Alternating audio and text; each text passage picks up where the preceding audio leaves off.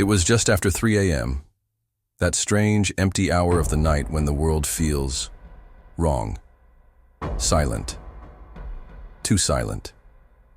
I was lying in bed. My apartment was dark, except for the faint orange glow of the streetlight leaking through the blinds. I wasn't asleep. I couldn't be. Something had woken me. I wasn't sure what. And then, it came. Knock. 3 sharp knocks at my front door. I froze. No one visits at 3 a.m. Not here. Not in this building. The air felt heavy, my chest tight. I tried to convince myself it was nothing. Maybe a drunk neighbor. Maybe the wrong apartment. But then, knock, knock, knock, louder this time. Steady, intentional. My skin prickled. Every instinct screamed at me, "Don't answer." I stayed in bed, still, silent, listening. Whoever it was. They didn't leave. I could hear it. Breathing. Slow. Heavy. Right outside my door. I reached for my phone. No signal. Of course. This building always killed reception at night. Wi-Fi router was in the living room, past the front door, past whoever was waiting there. The knocking stopped. For a moment, silence. I let out a shaky breath. Maybe they were gone. Maybe it was over. Then, a whisper, right outside my door. Low, raspy. "I know you're awake." My blood turned cold. Every hair on my body stood up. I didn't move. I didn't breathe. "Let me in." No. No way. My mind raced. Who could it be? I didn't recognize the voice. It wasn't a neighbor. It wasn't anyone I knew. The doorknob rattled. Slow, deliberate, like fingers testing it, turning it. I pressed my back against the headboard, as if putting distance between me and the sound would help. "I can see you." That whisper again. But how? The blinds were closed. My apartment was dark. There was no way. Unless they were lying. Unless they just wanted me to panic. And it was working. Minutes crawled by. The rattling stopped.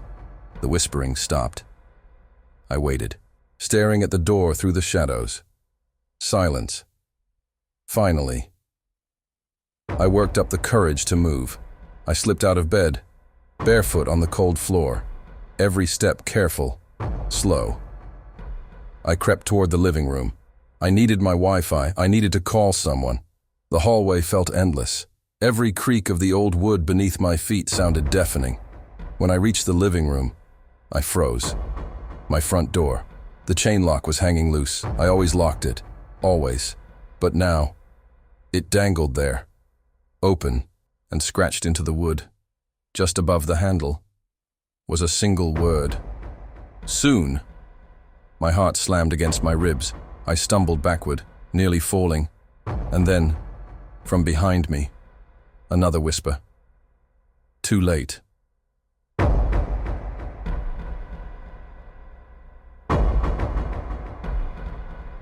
I was driving home late. The highway was empty, not a single car in sight. Rain slicked the asphalt. The wipers struggled, the windshield blurred with streaks of silver. I was tired, eyes heavy, head bobbing. And then, I saw it. A hitchhiker, by the roadside, dark clothes, face hidden under a soaked hood. I shouldn't have stopped. I knew that. But something compelled me. Maybe guilt, maybe curiosity. I pulled over. He didn't say anything, just climbed in. Soggy, silent, smelling faintly of wet earth and something else. I tried to start the conversation. "Where you headed?" Nothing, not a word. Just sitting there, eyes hidden, hands folded neatly in his lap. I focused on the road, the rain, the blur of taillights ahead.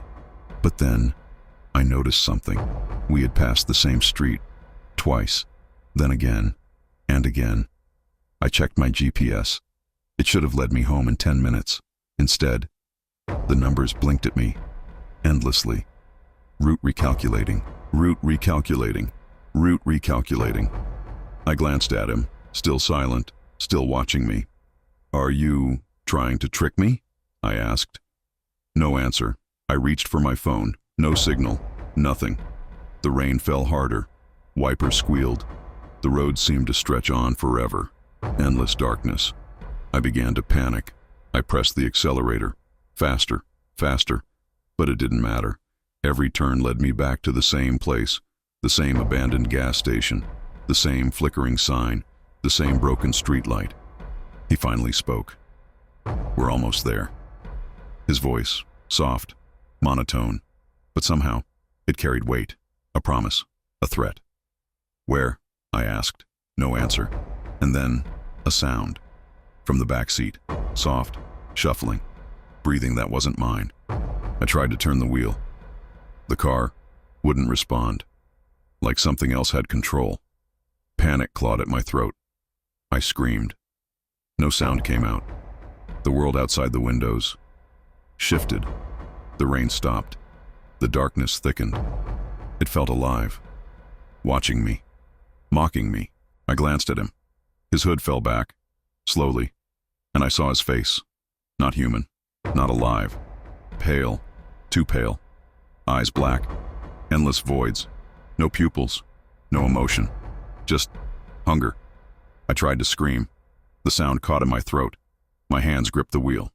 The car moved on its own, round and round, back to the same gas station. And then he leaned closer. "It never ends." The words burned into my mind. I tried to close my eyes.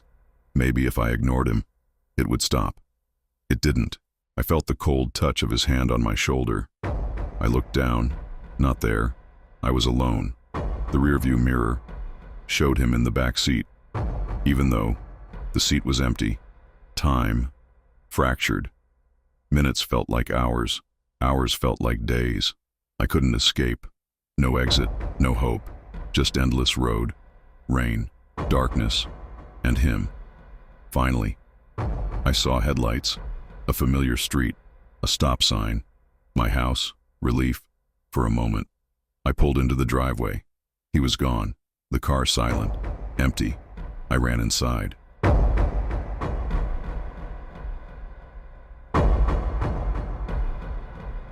I moved into a new apartment, small, cheap, quiet neighborhood. It was perfect to him at first. The first night I heard noises, soft, faint. From the apartment across the hall, I ignored it. Old building, thin walls, probably just a TV or someone moving furniture. But the noises continued. Every night, always after midnight. Then I noticed patterns. Sounds of someone walking, pacing. Scratches, like nails on the floor. Low murmurs, whispers I couldn't make out. I started leaving my door open. Just a crack. Curiosity, maybe. And that's when I saw it. A shadow, moving behind the blinds, across the hall, always watching. I tried to tell myself it was nothing. Reflection, old wiring, my imagination. But one night, I heard laughter, soft, high-pitched, mocking, coming through the walls. I couldn't sleep, not a wink. I paced my apartment. Every shadow seemed alive. I knocked on the neighbor's door once. No answer. The door was locked, always locked. Days passed, weeks. The noises never stopped. They grew louder, closer. Then, I started noticing things. My shoes moved, objects shifted, little things at first. A cup turned over, a chair slightly off.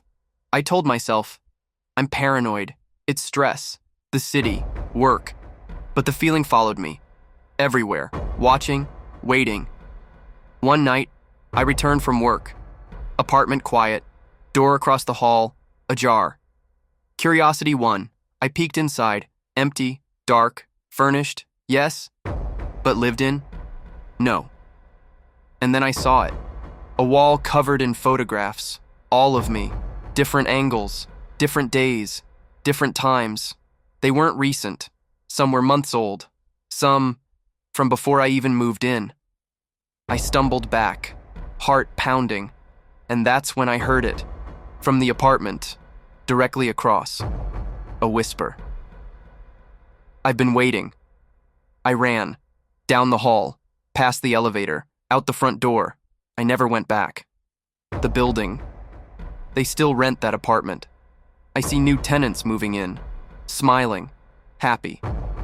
And I wonder, who is watching them now?